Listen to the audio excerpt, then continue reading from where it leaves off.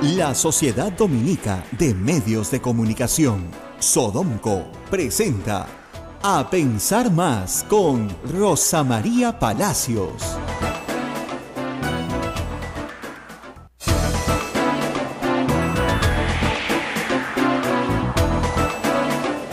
¿Qué tal, amigos? Muy buenos días y bienvenidos. Esta es una nueva emisión de A Pensar Más con Rosa María Palacios. Nuestra conductora estará en un instante más con ustedes en una interesante entrevista que ha dejado, ustedes lo saben, ella se encuentra en estos instantes fuera de Lima en un periplo muy especial. Estoy con Abel Ángeles. Abel, ¿cómo estás? Buen día. Muy buenos días, Ismael. Estamos ya en A Pensar Más con Rosa María Palacios. Hoy día va a estar de invitado especial el relator de libertad de expresión de la OEA, el señor Edison Lanza, y van a hablar con Rosa María sobre el tema libertad de expresión en América Latina. Pero antes queremos comentarle la noticia del día de ayer. Al fin, gracias a Dios, se puso de acuerdo el gobierno y el Arzobispado de Lima en el lugar sede donde se celebrará la misa del Santo Padre. Nos alegra que se haya llegado a un acuerdo, porque ya de una vez todos los católicos limeños se podrán preparar para asistir a este gran evento. El presidente de la República, Pedro Pablo Kuczynski, luego de que esta información se diera a conocer minutos antes, se reunió con el cardenal Juan Luis Cipriani, el arzobispo de Lima, y también con el ministro de Trabajo, Alfonso Grados, y los tres dieron este pronunciamiento conjunto desde Palacio Arzobispal. Esto fue lo que dijo el presidente de la República. Ciertamente había muchas opciones, o por lo menos 2 o 3 opciones para la gran misa del Papa, del Santo Padre. La verdad es que Lima no tiene un parque central como Nueva York, una gran área verde en la cual se puede hacer un evento como este. La Costa Verde es una segunda opción por la belleza del mar, el sol que habrá en enero, pero también es un lugar bastante estrecho, con acantilados que ciertamente no son fáciles de trepar. Y había opiniones de diversos tipos. Había una opinión favorable del INDECI para un número que no sobrepasara 800,000 personas en la Costa Verde. Había opiniones discrepantes de otros grupos. Y al final, lo que ha primado aquí, primero, es la amistad que tengo yo con el cardenal. Hablamos a cada rato en los últimos días para llegar a una solución. La amistad que tengo con la Iglesia, por eso estamos aquí. Y el hecho de que muy probablemente habrá mucha gente que va a venir a esta misa. Y obviamente es más fácil físicamente organizar eso en un espacio plano que no tiene accesos con subidas y bajadas. Ningún lugar es perfecto. Y yo sé que una base no es el mejor sitio para una ceremonia de tanta importancia religiosa, pero también hay que pensar que, como le expliqué al Santo Padre el otro día en Roma, la base... Las declaraciones del presidente Pedro Pablo Kuczynski en este pronunciamiento que se dio en el Palacio Arzobispal, en donde ha destacado 2 aspectos importantes. El primero es la seguridad y el segundo es el aforo, o sea, la cantidad de feligreses que puedan compartir con el Papa Francisco esta misa de clausura de la visita del Santo Padre a nuestro país que se realiza en Lima. Bien, y el señor presidente hacía mención a la base. Acá recordamos que en España el Santo Padre Benedicto XVI sí presidió en la base de Cuatro Vientos, que era una base aérea también, base aérea militar y civil, por si acaso hay que decirlo, de las dos, civil y militar. Y también ahí se celebró la misa de la clausura de la Jornada Mundial de la Juventud cuando se realizó en Madrid, España. Y como el presidente dijo, el Papa no va a ver la base, sino a ver la enorme explanada donde la gente con mucho cariño va a recibir al Papa. Esto hay que decirlo, felizmente ya terminó esta desavenencia que había, porque ahora lo único que queda es prepararnos, como hay que prepararnos para recibir al Vicario de Cristo en la tierra. Tenemos al ministro de Trabajo, Alfonso Grados. Él es el delegado por parte del gobierno quien dio lectura al acuerdo que se había llegado con el presidente de la República, Pedro Pablo Kuczynski, y el arzobispo de Lima, el arzobispado de Lima, sobre este tema. Escuchemos. Del Papa Francisco a nuestro país es sin duda una noticia de esperanza y júbilo. Es un evento de unión y de amor que emociona a millones de peruanos en toda la República. Hoy hemos dado un paso más en el camino de esta importante celebración. Como gobierno, es nuestro deber garantizar la seguridad de nuestros ciudadanos y velar por el orden público. Por ello, se ha decidido que el lugar de la realización de la misa que oficiará el Papa Francisco en Lima será la base aérea de Las Palmas. La bendición del Santo Padre será en la base aérea de Las Palmas, ¿no? Yo creo que ya está aclarado todo, ¿no? Hay una pequeña desinformación que salió hoy día sobre un número que no conocíamos de 830,000 personas. Se habló de 2,5 millones. Parece que alguien está desinformado, ya un poco desinformado del asunto, pero yo imagino que en los siguientes días se clarificará todo, y lo importante es que empecemos los católicos a prepararnos. También hay que decir, Ismael, que pues invitar a nuestros amigos oyentes, porque nuestra red de radios dominicas va a ser una transmisión especial desde todos los puntos donde va a estar el Santo Padre, porque usted va a poder vivir la presencia del Papa a través de las emisoras dominicas del Perú. Muy bien, son las 8 de la mañana, 12 minutos. Hacemos una pausa, Abel, vamos a retornar porque Rosa María Palacios nos ha dejado algo especial. Sí, Rosa María el día de hoy estará entrevistando al señor Edison Lanza.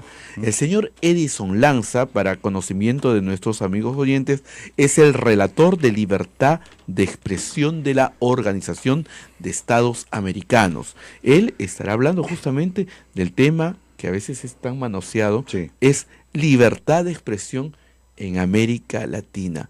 ¿Tenemos libertad de expresión en todos los países de América Latina? Esa es la pregunta que nos hacemos y que la dejamos sobre la mesa, y sobre lo que conversará Rosa María Palacios. Volvemos con eso, no se vayan. Sodomco, Sociedad Dominica de Medios de Comunicación.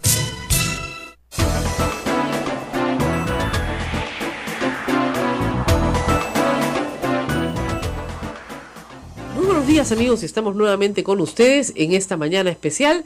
Este es un programa muy especial porque tenemos la visita de un personaje internacional que pocas veces nos visitan personas que representen temas tan importantes y de manera continental.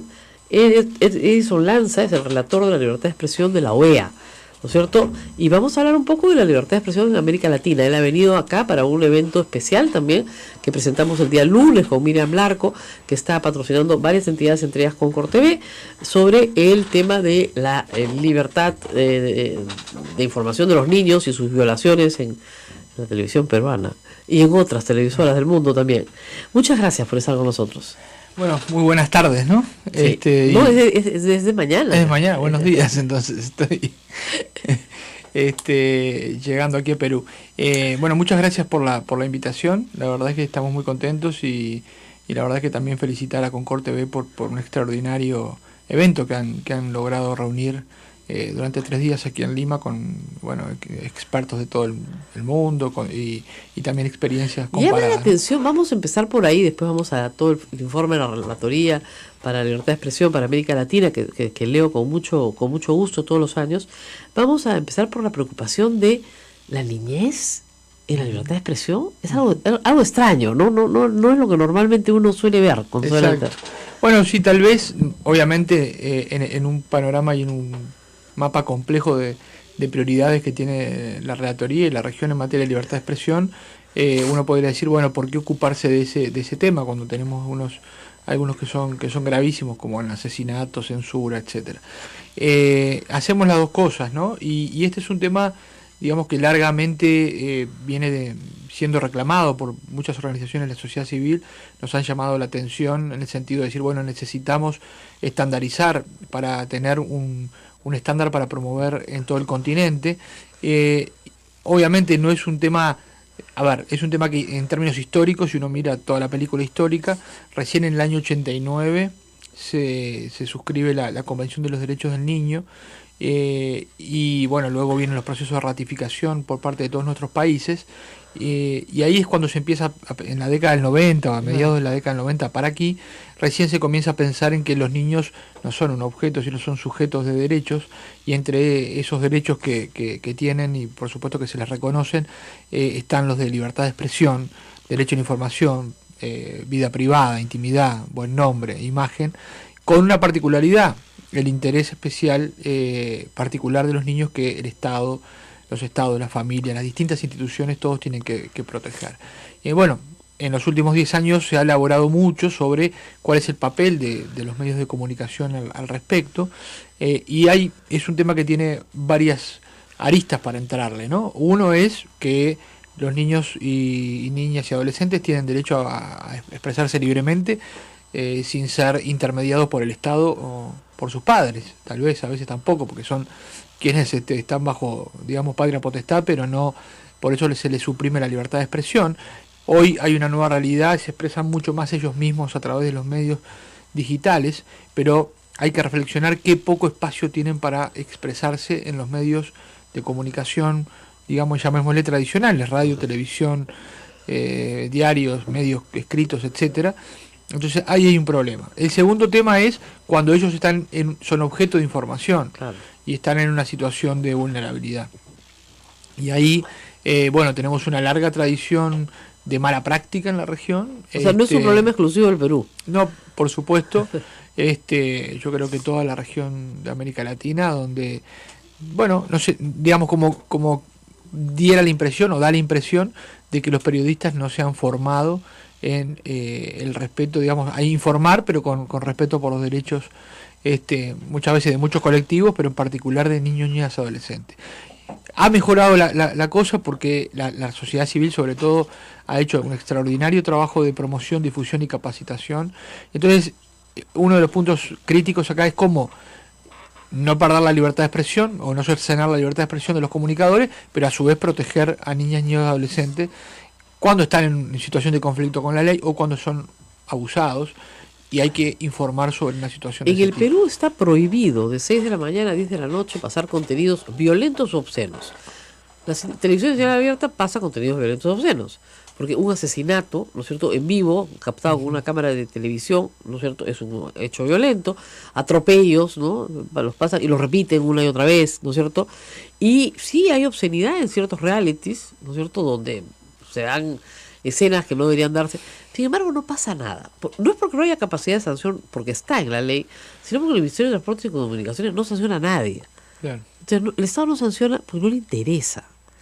Puede ser que le interese a los padres, puede ser que los padres presenten una queja a la Sociedad Nacional de Radio y Televisión, que se tramite, que la ganen, pero el Estado no hace nada respecto a las, digamos, observaciones objetivas que hay en la ley sobre lo que puedes y no puedes hacer en televisión y en radio. Exacto. ¿Eso sucede en el resto de la región?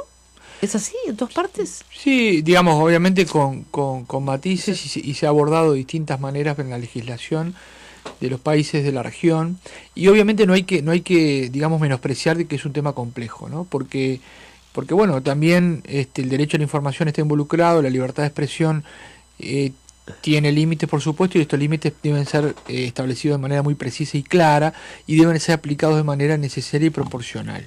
Entonces yo creo que ahí es donde la Relatoría está trabajando en un informe temático para establecer un poco de estándares, porque también a veces para un organismo del Estado es difícil decir, bueno, ¿cuándo sanciono a alguien? Por ejemplo, hoy estamos lamentando el asesinato de 50 personas en Las Vegas. Así es. A manos de un francotirador, un loco.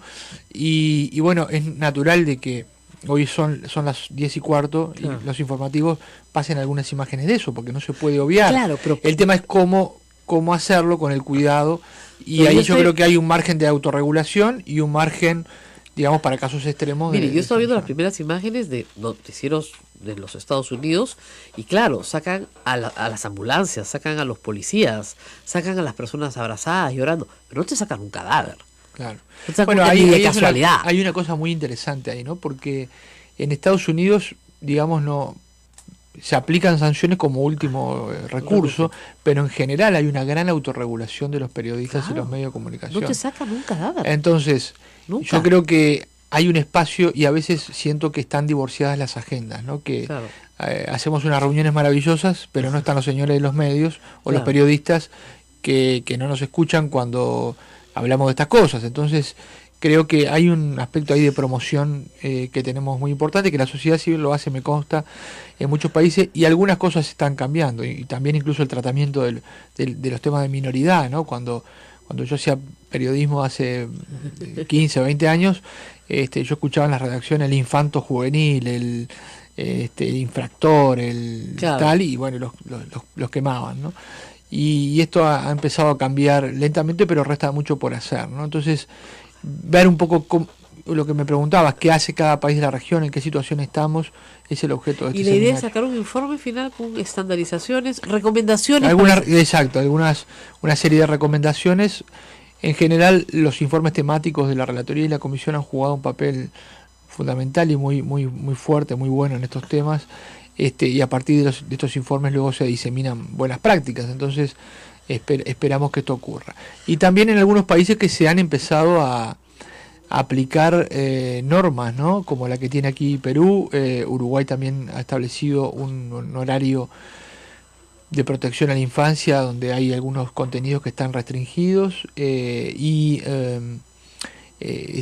también tiene capacidad de enviar a la justicia casos el órgano regulador. Es una novedad que vamos a ver cómo funciona, ¿no? Bueno, ese es el tema de infancia. Vamos a hablar ahora de qué hace el relator, porque todos se deben estar preguntando, ¿qué hace un relator de la libertad de expresión? ¿Qué significa ese cargo? ¿Para qué sirve? ¿Para qué me sirve a mí? ¿No es cierto? El señor está en la OEA, eso queda en Washington, queda lejísimos. ¿Qué hace un relator de la libertad de expresión? Bueno, ahora voy a intentar explicarlo rápido. La Relatoría para la Libertad de Expresión va a cumplir 20 años y fue creada por los países del hemisferio de algún modo para contribuir a solucionar, a discutir y a generar altos estándares para el respeto a la libertad de expresión en un continente caracterizado por autoritarismo, por dictaduras, por violación a la libertad de expresión, por el vínculo estrecho que tiene libertad de expresión con la democracia, ¿no? Y en estos 20 años creo que la Relatoría ha jugado, a través de los instrumentos que tiene la Convención Americana y los reglamentos, los reglamentos de la propia Comisión Interamericana de Derechos Humanos, ha jugado un papel importante en este sentido. Por ejemplo, la eliminación de los delitos, la modificación de los delitos de difamación e injuria en muchos países de la región, no en Perú todavía. Bueno, pero acá se eliminó el desacato, El desacato. Que ya era demasiado también, ¿no? El Exacto. desacato, primero se eliminó el desacato en toda la región. Estamos ya en la fase de difamación. Ojalá que se elimine como se ha eliminado en otros países del mundo, de la región, porque tal vez la gente no lo entienda, pero mandar a alguien a la cárcel por sus opiniones es absurdo. Puedes pedirle que te pague una multa si ha faltado tu honor, a tu respeto, pero ¿por qué ir a la cárcel? No tiene sentido. La cárcel es para otro tipo de delitos. Exacto, y bueno, el desacato sin duda, eliminar la derogación del delito de desacato.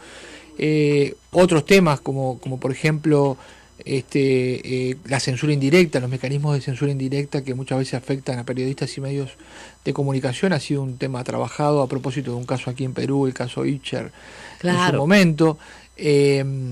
Casos que tienen que ver con obviamente la violencia contra periodistas y la impunidad de los crímenes contra periodistas, que lamentablemente... Y la gente, vamos a hablar después de las zonas silenciadas, que es un informe de la Relatoría que a mí me ha gustado mucho, voy a compartirlo con el público, pero esto, lo que hace el relator es viajar por América Latina, recibir información, la misma relatoría recoge información y hace un informe anual, que es muy importante, ¿no? Y es país por país qué ha pasado con la libertad de expresión en cada país. Exacto. Y es interesante, una vez le pegaron a mis reporteros y aparecimos en el... No se rían, de verdad. ¿Quieres salir? Te pegan y sales, ¿no? Le pegaron a mis reporteros en Chimbote, salimos en el informe, por supuesto. Por supuesto, es un trabajo, la verdad, que lleva muchísima dedicación. Es un informe anual sobre la situación de libertad de expresión. Tratamos de abarcar todos los países de América Latina y el Caribe, ¿Cómo Estados se Unidos y suministra Canadá. la información? Bueno, de diversas formas. Por un lado, hay organizaciones de la sociedad civil que están especializadas en monitorear la situación de libertad de expresión en cada país y para nosotros son una referencia. En el caso de Perú, por ejemplo, IPIS, Transparencia, el capítulo de Perú, etcétera, para hablar de Perú. También la información que publican los medios de comunicación, y, denuncias directas que nos llegan de los propios periodistas afectados o víctimas o personas que por el ejercicio de la libertad de expresión, bueno, han tenido represalias. Y hacemos una búsqueda y tratamos de que cada tema, cada caso denunciado esté de algún modo validado por 2 o 3 fuentes independientes, con lo cual es un trabajo titánico. Porque también está el abuso, puede estar el abuso de gente que no se comete un acto de corrupción y quiere y sostiene sostiene que es una víctima. Sostiene que es una víctima de la libertad de expresión porque es periodista, lo que fuera. Entonces tratamos de ser muy serios y rigurosos para que el informe tenga el impacto y la seriedad y la validez que tiene, que ha ganado por ello en estos años, ¿no? Claro. Vamos a tener que hacer una pausa, pero regresamos. Estamos con Edison Lanza. Él es el relator de la libertad de expresión para la Organización de Estados Americanos. Está en Lima para un evento muy importante sobre niñez y medios de comunicación, que está abierto al público, por si acaso, en la Universidad de Lima. Pero nosotros tenemos que parar y regresar en un instante. No se muevan porque vamos a regresar para hablar de los informes especiales y temáticos que también hace la relatoría, que son de gran interés. Volvemos en un instante.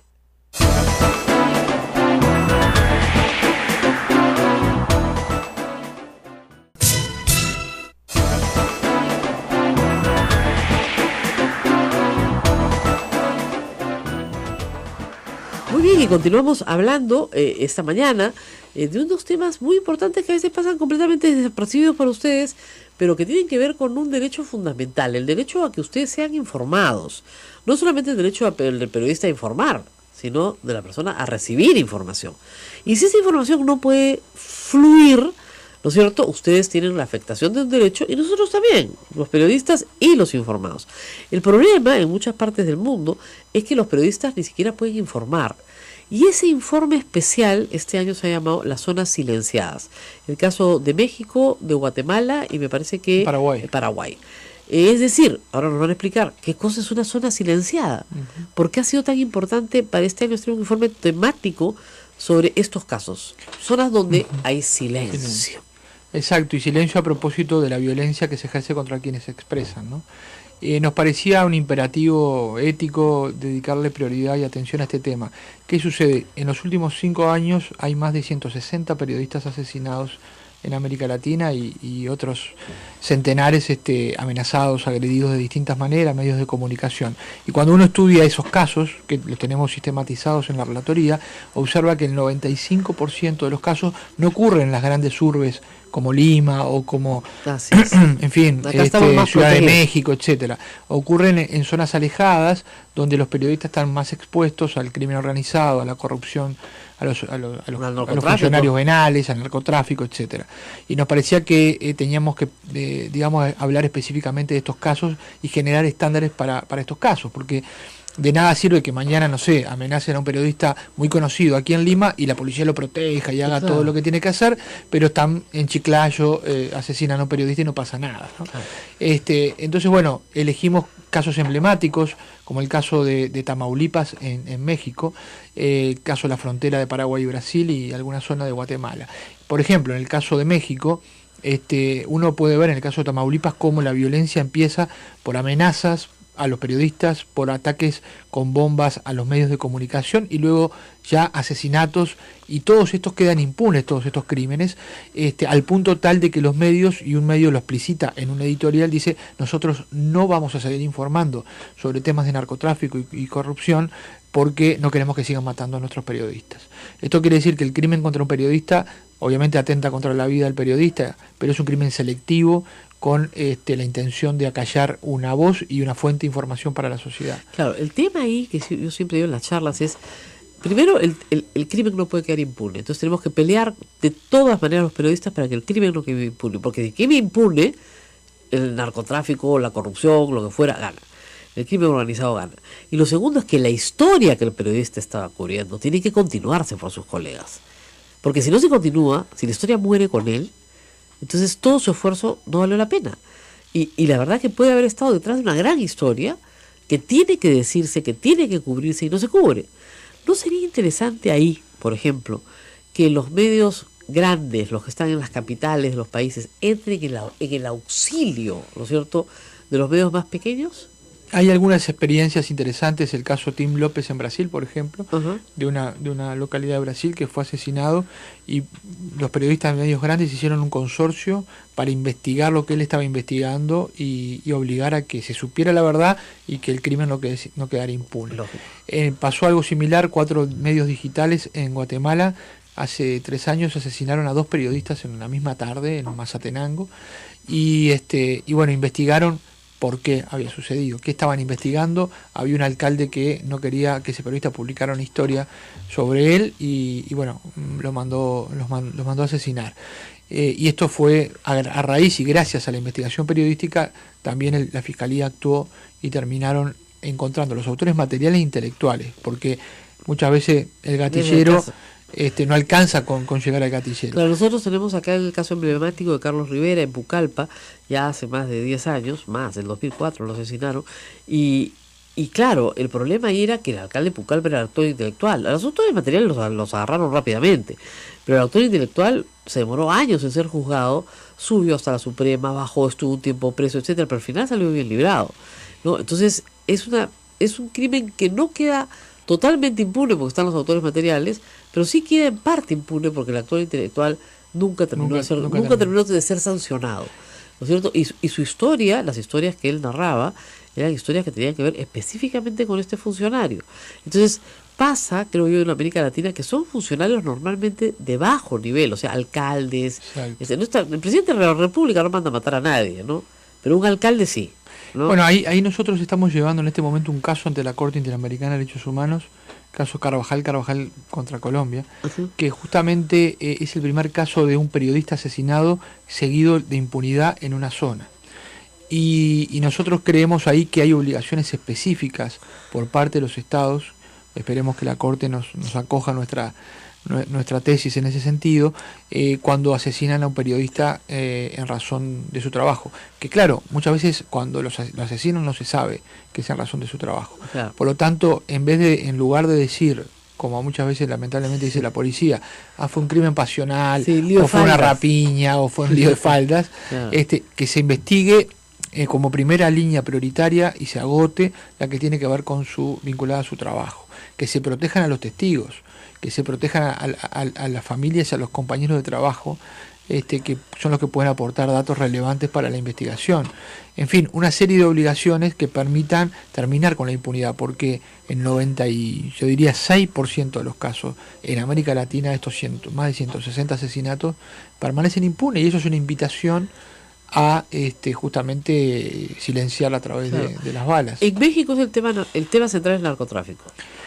Bueno, y colusión muchas veces con autoridades. Y en México la verdad que la situación es crítica. Este año cerca de 10 asesinatos, y una cuestión muy preocupante, y es que, porque también hay que decirlo, a veces puede ser que sean periodistas muy vulnerables en zonas donde ellos están a merced de los carteles, y a veces entran o tienen que entrar en la lógica de negociar con el cartel, te publico o no te publico. Claro. Pero en los últimos 2 casos, Miroslava Bridge, la periodista de Chihuahua, y Javier Valdés en Sinaloa, eran 2 extraordinarios periodistas de investigación. O sea, todos los periodistas merecen protección, pero llama la atención que ya los carteles, o sea, vayan a los mejores, claro. A los mejores, a los que más investigan, a los que tienen reconocimiento incluso internacional. Claro. O sea, la impunidad es tal que, bueno, cualquiera que se atreva a tocar sus intereses puede ser eliminado. Terrible. En el caso de Guatemala, ¿cuál es la motivación detrás de esta área silenciada? Yo creo que hay bueno, dos cuestiones: la corrupción, como tú mencionabas, de funcionarios de nivel local, como alcaldes, etcétera. Hay un trabajo también que hacer con funcionarios públicos, no tanto en asesinatos, pero sí en agresiones por parte de la policía, etcétera. No, y la agresión de los mismos funcionarios. Exacto. Y luego, bueno, temas que tienen que ver con falta de un mecanismo de protección para periodistas. Cuando nosotros recomendamos que cuando hay un país que tiene una situación de violencia estructural, se establezca un mecanismo autónomo para proteger periodistas, que lo ha hecho Colombia y lo ha hecho muy bien en ese sentido, ¿no? Es decir, en Colombia en el año 2000, 2001, 2002 asesinaban 10, 12 periodistas por año, y en los últimos y se hizo un mecanismo de protección, porque bueno, la verdad es que es tan importante que para la democracia, porque imagínense que si se extiende esta idea de que, bueno, al que habla y me dice algo que me molesta, lo elimino, estamos eliminando, digamos, el fundamento de la democracia, ¿no? La libertad de expresión y de yo siempre debate. le digo eso a mis alumnos: sin democracia, o sea, sin libertad de expresión no es posible la democracia. No hay forma de que haya democracia sin libertad de expresión. Es una cosa formal, vacía de contenido. Entonces se creó un mecanismo de protección, por ejemplo, y bueno, si había un periodista amenazado, se le ponía en guardaespaldas, se le ponían cámaras, se le ponía un botón de pánico, etcétera. Aunque no es lo ideal trabajar así, pero bueno, lograron que periodistas, por ejemplo, como Ginette Bedoya, Julieta Duque, etcétera, bueno, llevan 10 años trabajando protegidas, ¿no? La valentía también de esas periodistas mujeres, ¿no? Y bajaron los niveles de asesinatos al punto que en el último año y medio no han tenido ningún asesinato. Entonces, se pueden hacer cosas. Claro, el Perú es bajo en asesinatos, ¿cierto? Cierto. Yo creo que sí, lo que pasa es que no se llegan todos los casos a sancionar a los autores intelectuales, los 4 o 5 asesinatos que hubo en los últimos 5 o 6 años. Exactamente. No hay, como dice, hay asesinatos, pero algunos no se adjudican al tema de libertad de expresión y otros simplemente no se llega a encontrar el autor intelectual. Exacto. Se encuentra el autor material, pero no el autor intelectual. En el caso de Paraguay, ¿también es un problema de corrupción de funcionarios? Bueno, ese es un caso de crimen, yo diría, muy fuertemente vinculado al crimen organizado, ¿no? Hay una zona, el límite con Brasil y Argentina, una zona fronteriza, donde lamentablemente es una zona de pasaje y de operación de muchos, y ahí básicamente contrabando. Sí, contrabando de droga, claro. En fin, ya está, tráfico de drogas, más contrabando.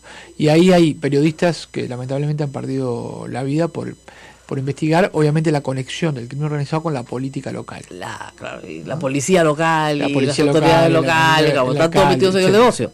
Ahí está. Y en el informe está contado con mucho detalle cómo ha evolucionado, y bueno, hemos tenido que lamentar 6-7 asesinatos en los últimos años. Un periodista de ABC que no puede salir de su casa, vive con protección en la puerta para poder Lo que trabajar. hemos hecho en el Perú a veces, en IPIS, es traer un periodista de fuera para que se enfríe un poco la cosa, ¿no es cierto?, y después pueda volver. Sí, eso también es una práctica que sucede, ¿no? La posibilidad de sacarlo del lugar hasta que se enfríe la plaza, ¿no? Claro. Incluso en los casos que usted me mencionaba, de si los periodistas de otros medios pueden ir a investigar, bueno, también hay que tomar medidas de seguridad. Los periodistas tienen que tomar sus propias medidas de seguridad. Eso es parte del trabajo, ¿no? Cuando se abordan estos temas, ¿no? Claro. Ahora, en el caso, como le digo, en el caso del Perú es raro que un periodista camine con guardaespaldas, ¿ah? Rarísimo. Yo he tenido que caminar 1 año y medio nomás, felizmente. Fue poco, duró poco, gracias a Dios. Pero sí, o sea, hay algún nivel de tensión. En el caso de... y es raro, porque este es un país con altos índices de narcotráfico, donde debería haber mucho más. Sin embargo, no lo hay. Bueno, gracias a Dios, también hay que agradecerlo.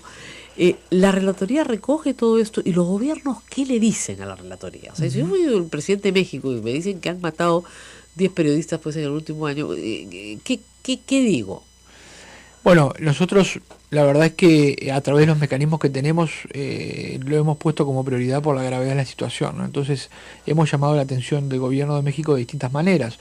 Para empezar, cada vez que obviamente agreden o asesinan a un periodista, sacamos un comunicado a veces con el relator de Naciones Unidas y bueno, recordamos al gobierno de México que tiene la obligación de proteger a los periodistas, de investigar estos crímenes y de encontrar una explicación a los mismos. Luego también hemos trabajado con el gobierno de México en un mecanismo de protección que están construyendo. O sea, si hay alguna apertura, si hay un nivel de diálogo. Sí hay diálogo, a veces es complejo y difícil.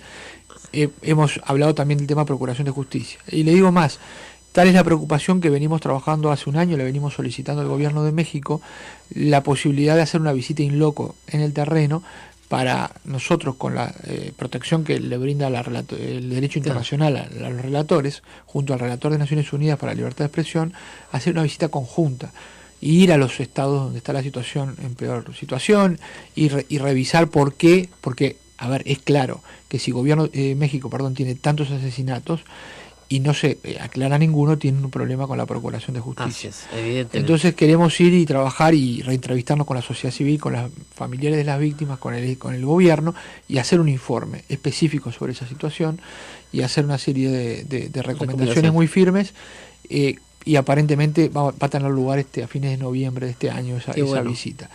Y por otro lado, en el sistema de casos que usted conoce muy bien, estamos comenzando a llevar casos a la Corte Interamericana de Derechos Humanos por la falta de investigación de periodistas. Hay un caso de Colombia en este momento a consideración de la Corte, y hay casos de México que la Comisión va a resolver próximamente también. Tenemos que hacer una nueva pausa, pero regresamos porque quiero hablar de Donald Trump.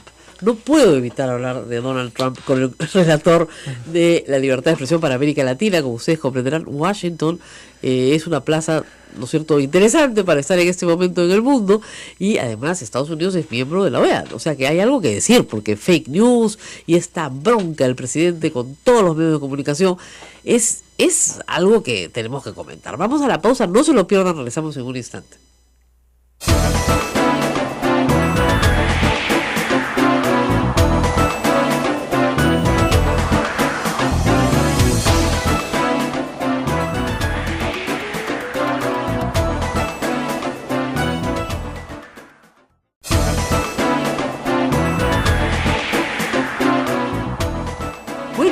Y continuamos conversando esta mañana. Yo he dejado el tema de Trump para el final porque, gracias. Claro, tenemos que hablar si hablamos de libertad de expresión en la región, como ustedes saben, los Estados Unidos es miembro de la OEA y Donald Trump no para de trompearse con los medios de comunicación a través del Twitter. Además, a horas impensadas, ¿no? Dicen que cuando va al baño en la madrugada escribe barbaridades contra los medios de comunicación.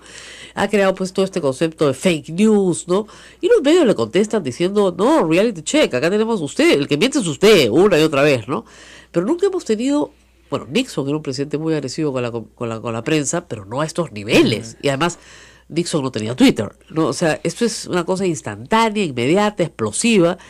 Y también, por supuesto, en conferencias de prensa, agrede a periodistas abiertamente, en entrevistas agrede a periodistas, prohíbe que un periodista entre a una conferencia de prensa. Es decir, es un desastre.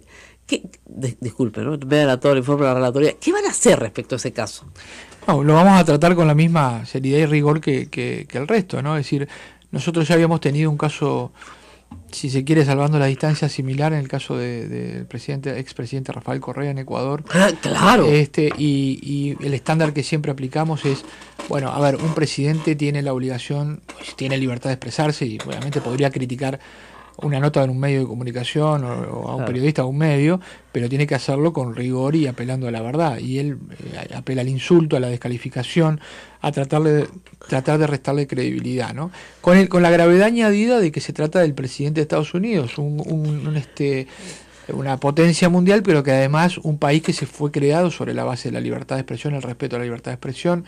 La primera enmienda es de las normas más protectoras de la libertad de expresión en el mundo, y era de algún modo un aliado, hay que decirlo así, para toda la región de aquellos que trabajamos por la libertad de expresión, y hoy se ha convertido desde lo más alto del presidente más poderoso del mundo en alguien que justamente amenaza la libertad. Ahora, hay que decir una cosa, Donald Trump en este momento no representa a los Estados Unidos en el sentido que los Estados Unidos hayan perdido sus valores democráticos, para nada. O sea, no, pero cuando el presidente de Estados Unidos, que es el funcionario número uno y que tiene una obligación de cuidado, de garantía, de garantizar la libertad de expresión, la agrede de esa forma, obviamente eso genera un chilling efecto y un efecto de riesgo también. Claro. O sea, estamos empezando a ver en Estados Unidos agresiones a la prensa que no veíamos antes, a los periodistas, porque obviamente cuando hay alguien con un liderazgo muy, muy grande, Claro, que dice, ahí están los corruptos, ahí están los claro, falsos, ahí están los enemigos del pueblo,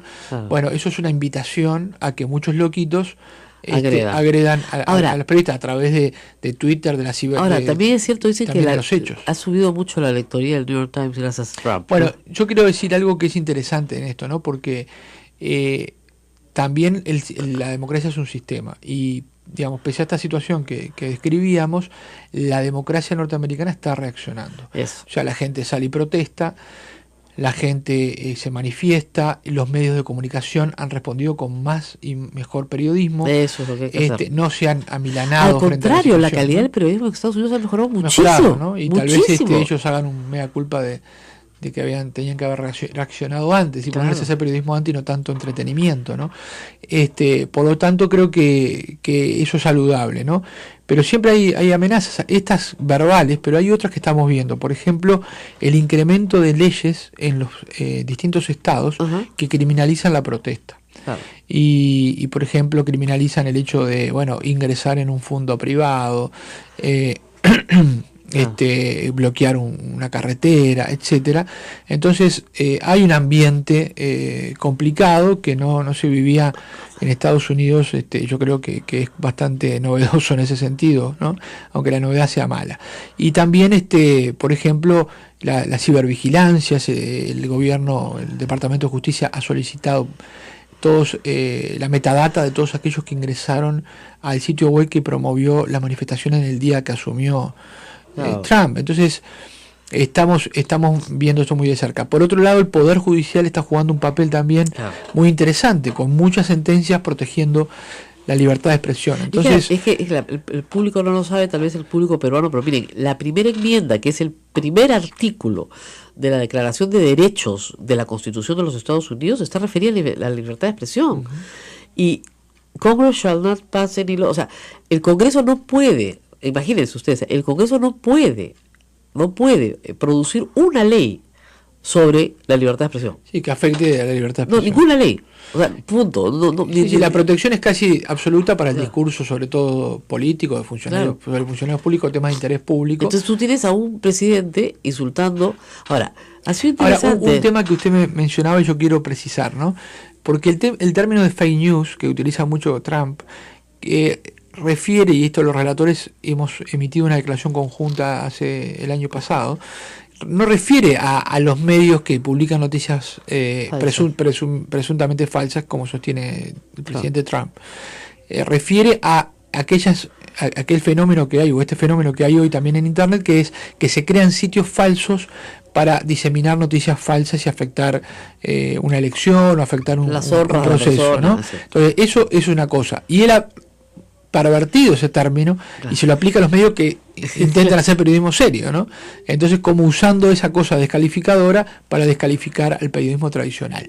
Y bueno, bien o mal, nos guste mucho o poco, los medios de comunicación y los periodistas son la mejor cosa que se ha inventado para justamente ponerle un límite al poder. Ponerle un límite al poder, jugar un papel de perro guardián, y en realidad sí, en cada país, ustedes lo conocen bien, han sido fundamentales los medios y los periodistas para combatir la corrupción, los abusos de poder, la violación de derechos humanos. Entonces, descalificar de esa manera el principal vehículo de control social es preocupante. Trump se ha peleado hasta con Fox, que eran sus aliados, se ha peleado con todo el mundo.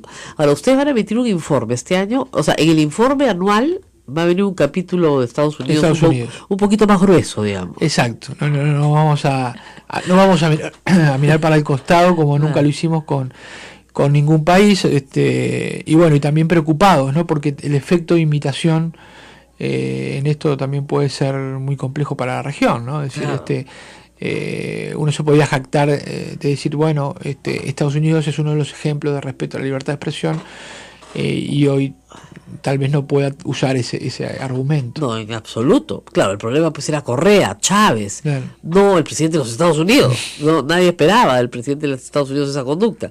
Y sí tenemos un presidente en algunos momentos, como dice la Comisión de Verdad, y en algunos lugares completamente enloquecido y diciendo barbaridades contra personas, contra autoridades y contra los medios de comunicación, principalmente a los que considera los que destruyen su popularidad, ¿no? Que está francamente destruida por él, no por los medios de comunicación. Usted cree que es emperador romano, quiere matar al mensajero, entonces no hay forma de que mates al mensajero. Ahora, lo bueno en Estados Unidos es que, claro, hay un efecto de intimidación, hay un poco de violencia contra los periodistas, pero también hay una sociedad democrática que protege a sus periodistas, ¿ah? O sea, que haya aumentado la lectoría del New York Times no es por gusto, es porque la gente quiere saber qué está pasando en la relación con el presidente y en la relación con la democracia. Sí, eso yo creo que es lo saludable. Tal vez, yo siempre digo, ¿no? Me formé en una dictadura en Uruguay hasta que gobernó entre el 73 y el 85 y fui a la escuela y al liceo ahí. Y entonces creo que por eso quiero tanto y amo tanto a la libertad de expresión, pero cuando hablo como vos, que sos profesora, docente, con los más jóvenes, que nacieron en la década del 90, 2000, y yo les digo, acá hubo una dictadura que no permitía la protesta, que no permitía, que censuraba, que esto que era terrible, y ellos me miran como diciendo, profesor, eso es ajeno a nosotros ponemos lo que queremos, No se preocupe, consumimos lo que queremos. a mí me pasa lo mismo. Yo tuve dictadura 12 años, de 1968 a 1980. Crecí en esa dictadura. Por eso es que, ¿no es cierto?, la libertad de expresión para nosotros es tan importante, porque la hemos perdido. Y ¿no? quizá para la nueva generación está bien, no lo vivió. No lo viven ni no lo aprecian porque para ellos la libertad es el aire que respira. Yo le pregunto a veces a mis alumnos, ¿ha habido en el Perú censura alguna vez del Estado? Se quedan pensando, puede ser, me dicen. Sí ha habido censura plena, absoluta, con toma de locales, con tanques, con todo. En varios momentos de la historia, con censura, con censores. Y claro, los chicos no lo saben. No lo saben. Entonces les parece rarísimo. Y no se aprecia y no está el valor de la defensa de la libertad de expresión. Y yo creo que eso pasó de algún modo a la sociedad americana y hoy están viendo la necesidad de salir a defender. Ya no lo van a tomar, como dicen, por descontado. Tienen que darse cuenta que sus contenidos de entretenimiento, que son los reyes del infotainment, o sea, de hacer de la información un entretenimiento, hoy está cambiando y volviéndose una televisión mucho más política, si se quiere, mucho más interesada en el tema político, y tienen magníficos periodistas para hacerlo. Lo que pasa es que no les han dado la oportunidad de brillar. Ahora, ¿tú crees que puede haber un tema de autocensura? O sea, que los periodistas americanos algunos digan, ¿saben qué? Tenemos que tener mucho cuidado con el presidente, nos va a atacar, así que mejor restringamos estos contenidos. ¿Se puede estar dando un problema de autocensura en los Estados Unidos? Bueno, por lo menos la verdad que en los medios grandes e importantes no, ellos han respondido más bien. No vemos, no aparece, ¿no? Con más periodismo. Yo creo que más bien el riesgo viene por al lado, hubo un caso de un candidato republicano que agredió directamente a un periodista, luego finalmente fue procesado y se disculpó, pero lo agredió en los raids, etcétera, en la polarización que está generando la sociedad también. Claro. Yo la verdad es que, bueno, viviendo en Washington, por primera vez vi con mucho asombro una manifestación de supremacistas blancos frente a la Casa Blanca, defendiendo que expulsen a todos los Dreamers. Entonces digo, estamos viendo cosas complicadas y feas también en ese sentido, ¿no? No solo con el tema del periodismo, sino también con discursos de odio, discursos que no estaban. Que no estaban o que tal vez como en toda sociedad están solapados, y uno lo habla, o la gente lo habla en su casa, en grupos chicos, claro. O en un restaurante, o en un boliche, como decimos nosotros, pero así a viva voz. Entonces, esas cosas también no se sabe en qué van a desembocar, ¿no? Bueno, nos tenemos que despedir, ¿no? Nos vamos despidiendo ya, porque en realidad el señor Edison Lanza tiene mucho que hacer en Lima, y Ismael se queda con ustedes, así que nos vamos, pero ya volvemos mañana. Hasta mañana. gracias a Rosa María Palacios. Hoy estuvo conversando con Edison Lanza, relator de libertad de expresión de la Organización de Estados Americanos, sobre el tema de la libertad de expresión en América Latina. Es todo por hoy, amigos. Gracias por su preferencia. Nos reencontramos mañana, como siempre, a las 8 de la mañana, aquí en A Pensar Más con Rosa María Palacios, en las emisoras de la Sociedad Dominica de Medios de Comunicación.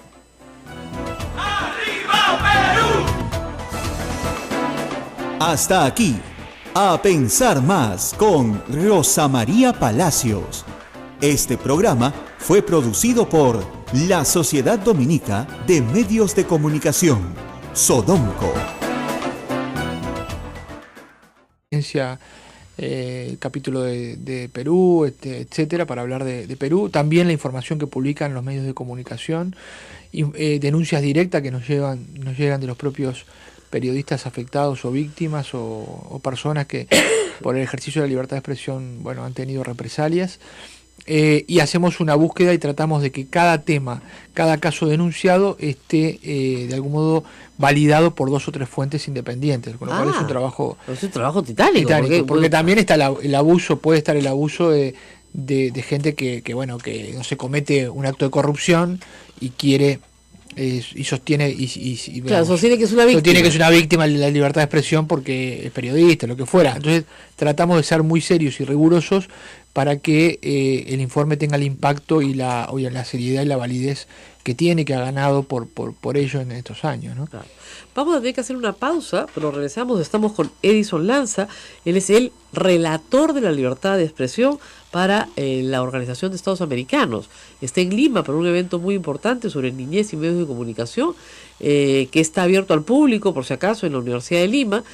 Pero nosotros tenemos que parar y regresar en un instante. No se muevan, porque vamos a regresar para hablar de los informes especiales y temáticos que también hace la relatoría, que son de gran interés. Volvemos en un instante.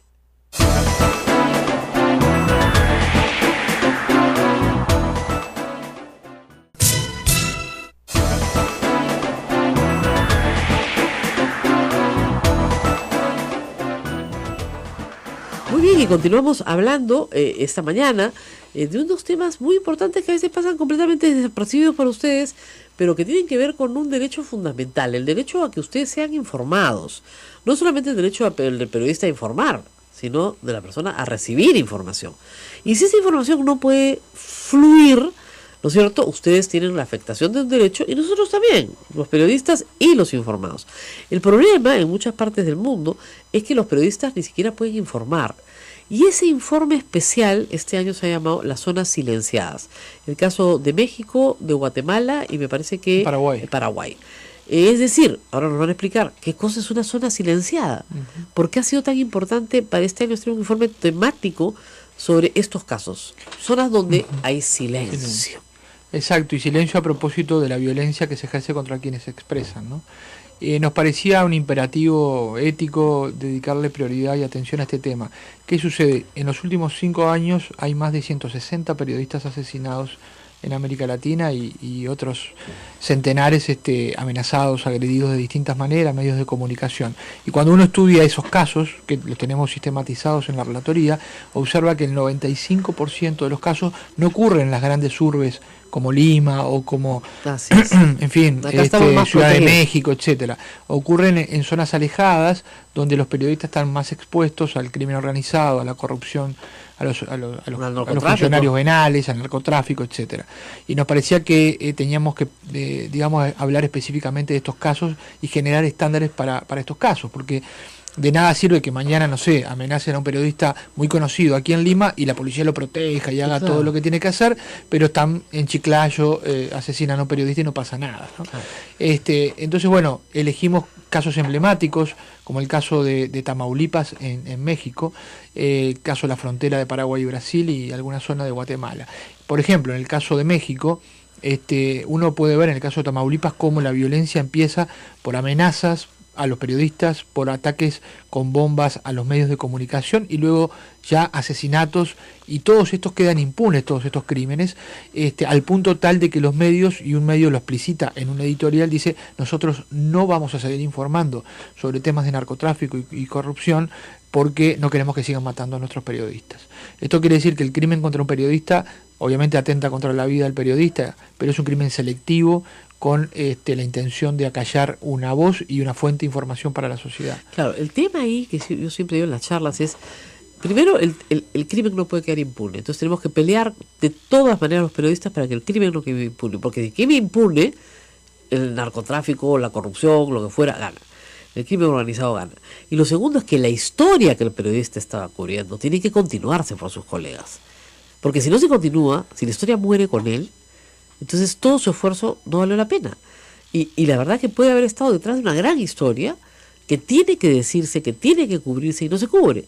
¿No sería interesante ahí, por ejemplo, que los medios grandes, los que están en las capitales de los países, entren en el auxilio, ¿no es cierto?, de los medios más pequeños? Hay algunas experiencias interesantes, el caso Tim López en Brasil, por ejemplo, de una localidad de Brasil que fue asesinado, y los periodistas de medios grandes hicieron un consorcio para investigar lo que él estaba investigando y obligar a que se supiera la verdad y que el crimen no quedara impune. Pasó algo similar, 4 medios digitales en Guatemala, hace 3 años asesinaron a 2 periodistas en una misma tarde en Mazatenango, y bueno, investigaron por qué había sucedido, qué estaban investigando. Había un alcalde que no quería que ese periodista publicara una historia sobre él y bueno, los mandó a asesinar. Y esto fue a raíz y gracias a la investigación periodística, también la Fiscalía actuó y terminaron encontrando los autores materiales e intelectuales, porque muchas veces el gatillero no alcanza con llegar al gatillero. Claro, nosotros tenemos acá el caso emblemático de Carlos Rivera en Pucallpa, ya hace más de 10 años, más, en 2004 lo asesinaron, y claro, el problema ahí era que el alcalde de Pucallpa era el autor intelectual. Los autores materiales los agarraron rápidamente, pero el autor intelectual se demoró años en ser juzgado, subió hasta la Suprema, bajó, estuvo un tiempo preso, etcétera, pero al final salió bien librado, ¿no? Entonces es un crimen que no queda totalmente impune porque están los autores materiales, pero sí queda en parte impune porque el actor intelectual nunca terminó de ser sancionado, ¿no es cierto? Y su historia, las historias que él narraba, eran historias que tenían que ver específicamente con este funcionario.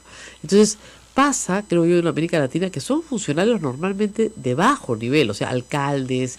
El presidente de la República no manda a matar a nadie. Habló de 2,5 millones, parece que alguien está desinformado, ya un poco desinformado del asunto, pero yo imagino que en los siguientes días se clarificará todo, y lo importante es que empecemos los católicos a prepararnos. También hay que decir, Ismael, que invitar a nuestros amigos oyentes, porque nuestra red de radios dominicas va a ser una transmisión especial desde todos los puntos donde va a estar el Santo Padre, porque usted va a poder vivir la presencia del Papa a través de las emisoras dominicas del Perú. Muy bien, son las 8 de la mañana, 12 minutos. Hacemos una pausa, Abel, vamos a retornar porque Rosa María Palacios nos ha dejado algo especial. Sí, Rosa María el día de hoy estará entrevistando al señor Edison Lanza. El señor Edison Lanza, para conocimiento de nuestros amigos oyentes, es el relator de libertad de expresión de la Organización de Estados Americanos. Él estará hablando justamente del tema que a veces es tan manoseado, es libertad de expresión en América Latina. ¿Tenemos libertad de expresión en todos los países de América Latina? Esa es la pregunta que nos hacemos y que la dejamos sobre la mesa y sobre lo que conversará Rosa María Palacios. Volvemos con eso, no se vayan. Sodomco, Sociedad Dominica de Medios de Comunicación.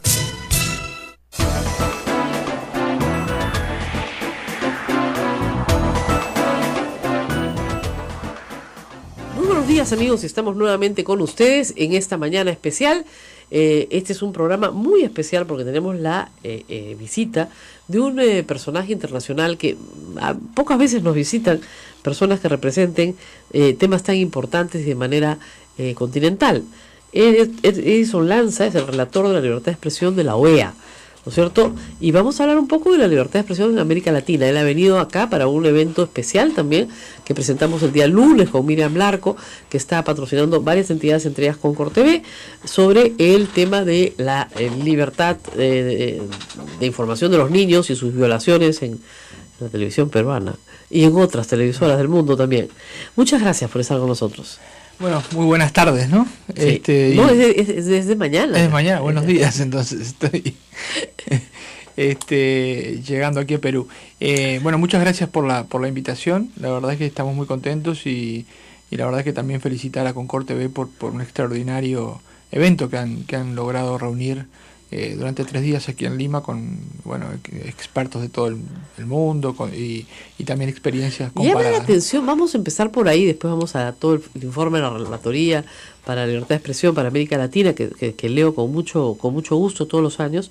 Vamos a empezar por la preocupación de la niñez en la libertad de expresión. Es algo extraño, no es lo que normalmente uno suele ver con todo el. Bueno, sí, tal vez, obviamente, en un panorama y en un mapa complejo de prioridades que tiene la Relatoría y la región en materia de libertad de expresión, uno podría decir, bueno, ¿por qué ocuparse de ese tema cuando tenemos algunos que son gravísimos, como el asesinato, censura, etcétera? Hacemos las dos cosas, ¿no? Y este es un tema, digamos, que largamente viene siendo reclamado por muchas organizaciones de la sociedad civil. Nos han llamado la atención en el sentido de decir, bueno, necesitamos estandarizar para tener un estándar para promover en todo el continente. Obviamente no es un tema, es un tema que en términos históricos, si uno mira toda la película histórica, recién en el año 89 se suscribe la Convención de los Derechos del Niño, y bueno, luego vienen los procesos de ratificación por parte de todos nuestros países, y ahí es cuando se empieza, en la década del 90 o a mediados de la década del 90 para aquí, recién se comienza a pensar en que los niños no son un objeto, sino son sujetos de derechos, y entre esos derechos que tienen, y por supuesto que se les reconocen, están los de libertad de expresión, derecho a la información, vida privada, intimidad, buen nombre, imagen, con una particularidad, el interés especial particular de los niños que el Estado, los estados, la familia, las distintas instituciones, todos tienen que proteger. Bueno, en los últimos 10 años se ha elaborado mucho sobre cuál es el papel de los medios de comunicación al respecto, y es un tema que tiene varias aristas para entrarle, ¿no? Uno es que los niños y niñas y adolescentes tienen derecho a expresarse libremente, sin ser intermediados por el Estado o por sus padres, tal vez, a veces tampoco, porque son quienes están bajo, digamos, patria potestad, pero no, por eso se les suprime la libertad de expresión. Hoy hay una nueva realidad, se expresan mucho más ellos mismos a través de los medios digitales, pero hay que reflexionar qué poco espacio tienen para expresarse en los medios de comunicación, digamos, llamémosle tradicionales, radio, televisión, diarios, medios escritos, etcétera. Entonces ahí hay un problema. El segundo tema es cuando ellos son objeto de información, claro, y están en una situación de vulnerabilidad. Y ahí, bueno, tenemos una larga tradición de mala práctica en la región. O sea, no es un problema exclusivo del Perú. No, por supuesto.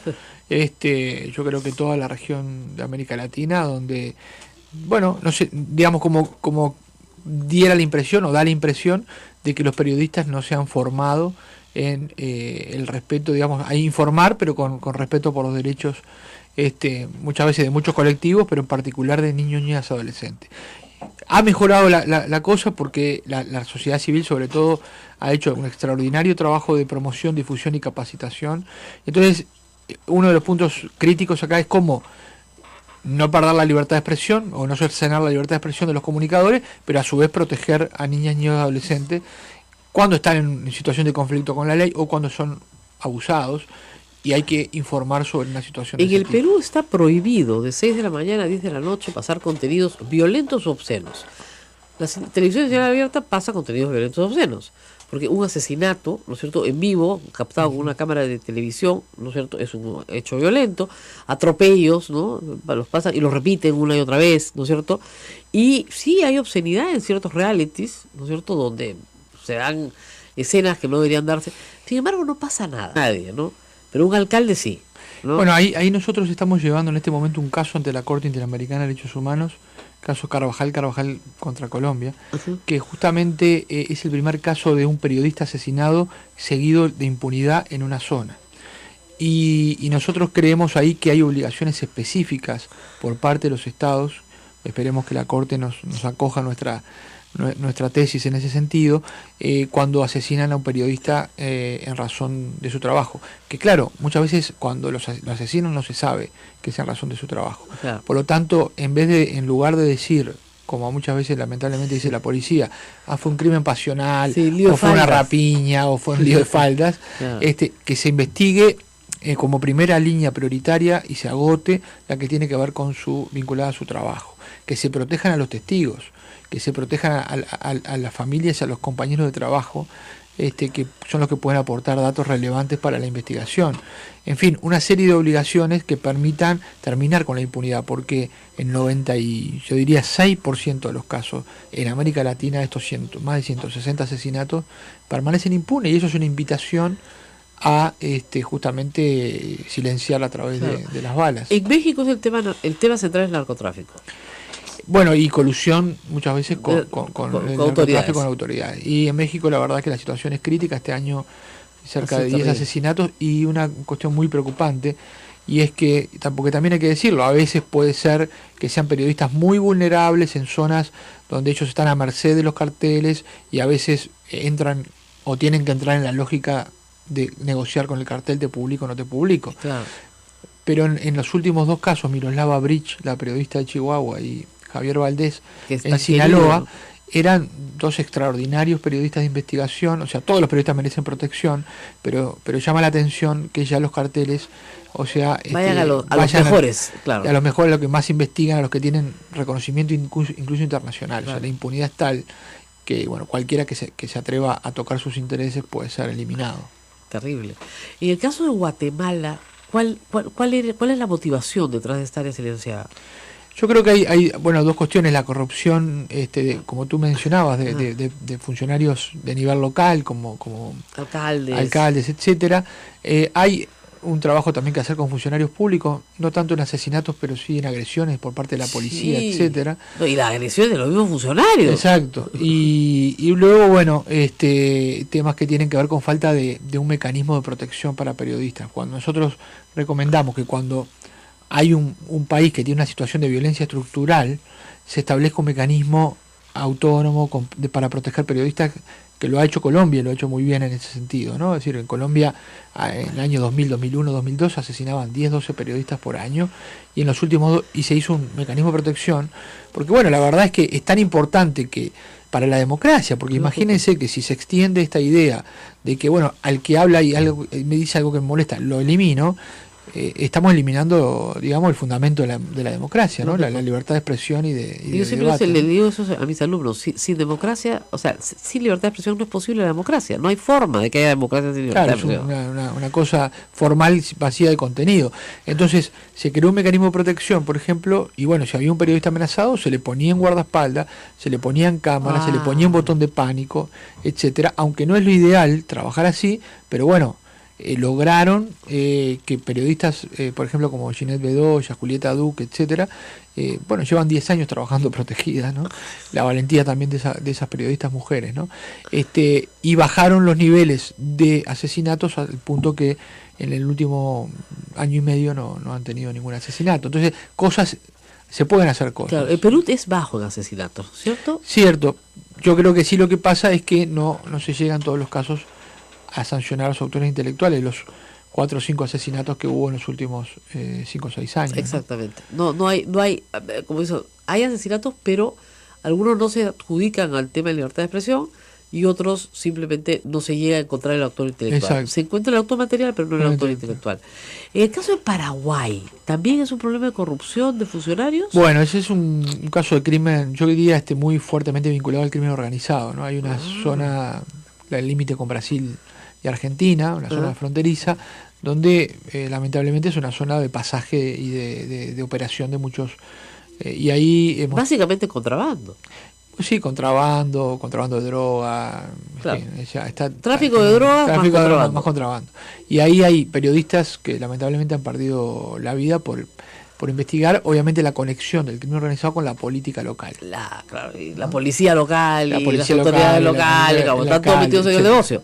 Ahí está. Y en el informe está contado con mucho detalle cómo ha evolucionado y bueno, hemos tenido que lamentar 6-7 asesinatos en los últimos años. Un periodista de ABC que no puede salir de su casa, vive con protección en la puerta para poder Lo que trabajar. hemos hecho en el Perú a veces en IPIS es traer un periodista de fuera para que se enfríe un poco la cosa, ¿no es cierto?, y después pueda volver. Sí, eso también es una práctica que sucede, ¿no? La posibilidad de sacarlo del lugar hasta que se enfríe la plaza, ¿no? Claro. Incluso en los casos que usted me mencionaba de si los periodistas de otros medios pueden ir a investigar, bueno, también hay que tomar medidas de seguridad. Los periodistas tienen que tomar sus propias medidas de seguridad.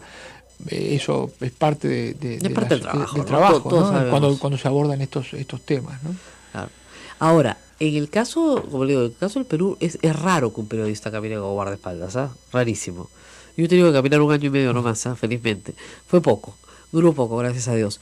Pero sí, o sea, hay algún nivel de tensión. En el caso de...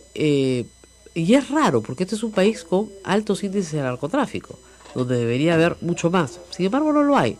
Bueno, gracias a Dios también hay que agradecer, ¿no? La relatoría recoge todo esto y los gobiernos, ¿qué le dicen a la relatoría? O sea, si yo fui el presidente de México y me dicen que han matado 10 periodistas pues en el último año, ¿qué digo? Bueno, nosotros la verdad es que a través de los mecanismos que tenemos lo hemos puesto como... La Sociedad Dominica de Medios de Comunicación, Sodomco, presenta A Pensar Más con Rosa María Palacios.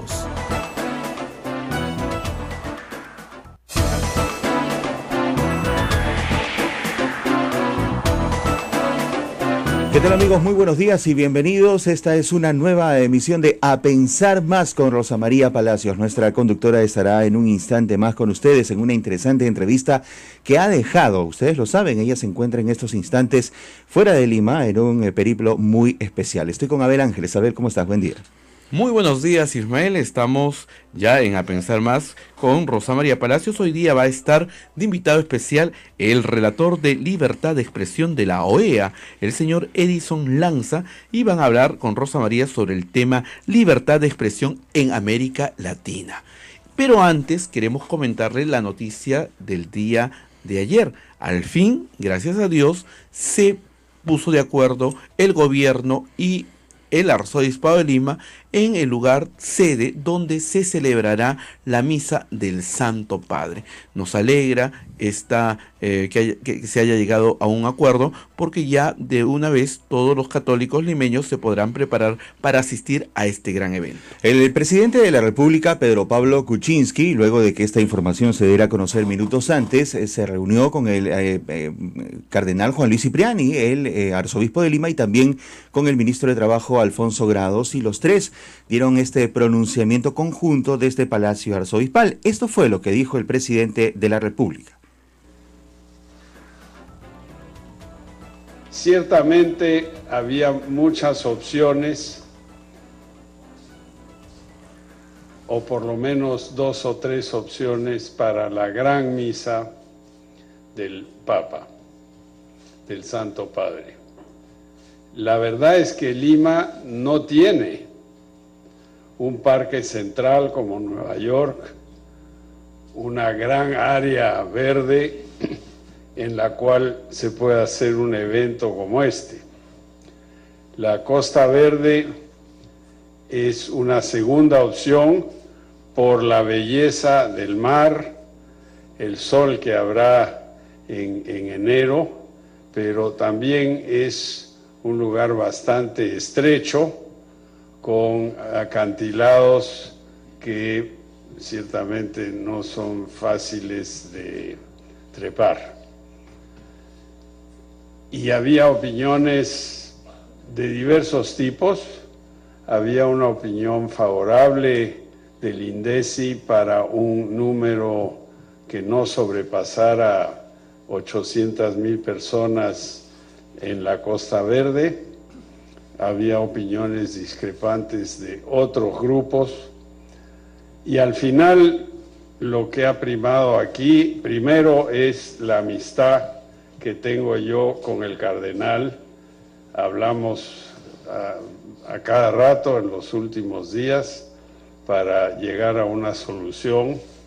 La amistad que tengo con la Iglesia, por eso estamos aquí. Y el hecho de que muy probablemente habrá mucha gente que va a venir a esta misa. Y obviamente es más fácil físicamente organizar eso en un espacio plano que no tiene accesos con subidas y bajadas. Ningún lugar es perfecto. Y yo sé que una base no es el mejor sitio para una ceremonia de tanta importancia religiosa, pero también hay que pensar que, como le expliqué al Santo Padre el otro día en Roma, la base...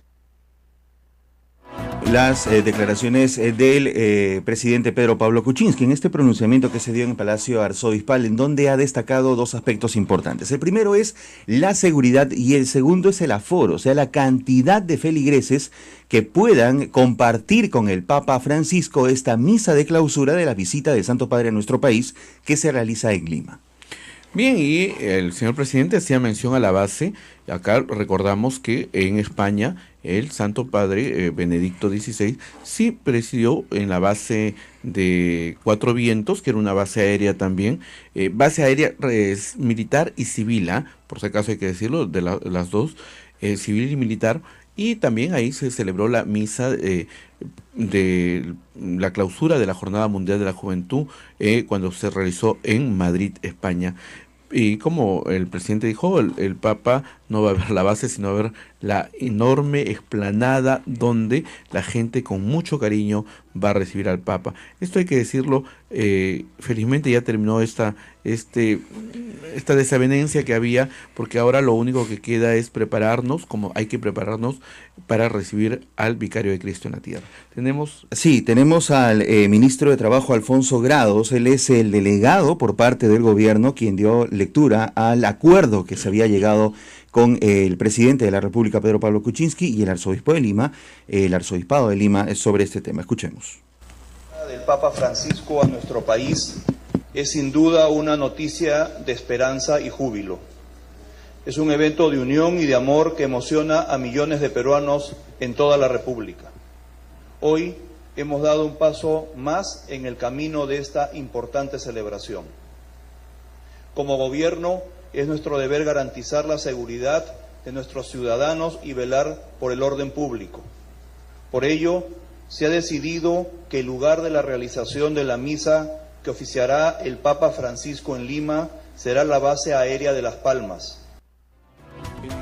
La bendición del Santo Padre será en la base aérea de Las Palmas, ¿no? Uh-huh. Yo creo que ya está aclarado todo, ¿no? Hay una pequeña desinformación que salió hoy día sobre un número que no conocíamos de 830,000 personas. No es porque no haya capacidad de sanción, porque está en la ley, sino porque el Ministerio de Transportes y Comunicaciones no sanciona a nadie. Claro. O sea, el Estado no sanciona porque no le interesa. Puede ser que le interese a los padres, puede ser que los padres presenten una queja a la Sociedad Nacional de Radio y Televisión, que se tramite y que la ganen, pero el Estado no hace nada respecto a las, digamos, observaciones objetivas que hay en la ley sobre lo que puedes y no puedes hacer en televisión y en radio. Exacto. ¿Eso sucede en el resto de la región?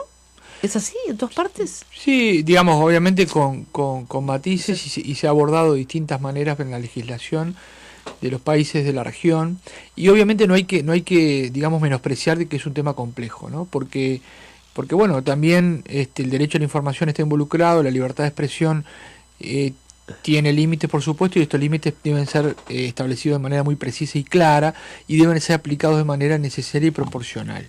Entonces yo creo que ahí es donde la Relatoría está trabajando en un informe temático para establecer un poco de estándares, porque también a veces para un organismo del Estado es difícil decir, bueno, ¿cuándo sanciono a alguien? Por ejemplo, hoy estamos lamentando el asesinato de 50 personas en Las Vegas. Gracias. A manos de un francotirador, un loco, y bueno, es natural de que hoy son las 10:15 y los informativos pasen algunas imágenes de eso, porque no se puede obviar. Claro, pero el tema es cómo cómo hacerlo con el cuidado, y Pero ahí yo creo que hay un margen de autorregulación y un margen, digamos, para casos extremos. Mire, yo estaba viendo las primeras imágenes de noticieros de los Estados Unidos y claro, sacan a las ambulancias, sacan a los policías, sacan a las personas abrazadas, llorando, pero no te sacan un cadáver.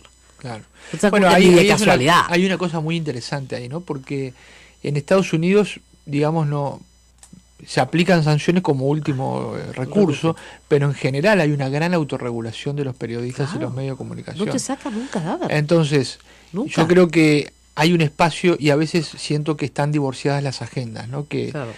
hacemos unas reuniones maravillosas, pero no están los señores de los medios o los Claro. periodistas que no nos escuchan cuando hablamos de estas cosas. Entonces, creo que hay un aspecto ahí de promoción que tenemos muy importante, que la sociedad civil lo hace, me consta, en muchos países, y algunas cosas están cambiando, y también incluso el tratamiento de los temas de minoridad, ¿no? Cuando yo hacía periodismo hace 15 o 20 años, yo escuchaba en las redacciones el infanto juvenil, el infractor, el Claro. tal, y bueno, los quemaban, ¿no? Y esto ha empezado a cambiar lentamente, pero resta mucho por hacer, ¿no? Entonces, ver un poco lo que me preguntabas, qué hace cada país de la región, en qué situación estamos, es el objeto de este Y la idea es seminario. sacar un informe final con estandarizaciones, recomendaciones. Exacto, una serie de recomendaciones. En general, los informes temáticos de la Relatoría y la Comisión han jugado un papel fundamental y muy fuerte, muy bueno en estos temas, y a partir de estos informes luego se diseminan buenas prácticas. Entonces, esperamos que esto ocurra. Y también en algunos países que se han empezado a aplicar normas, ¿no? Como la que tiene aquí Perú. Uruguay también ha establecido un horario de protección a la infancia donde hay algunos contenidos que están restringidos, y también tiene capacidad de enviar a la justicia casos el órgano regulador. Es una novedad que vamos a ver cómo funciona, ¿no?